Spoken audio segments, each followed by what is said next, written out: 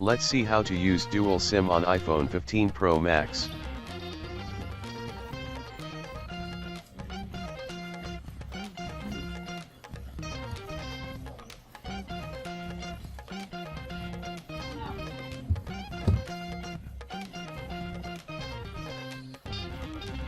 This is only supports one physical SIM card and one SD card.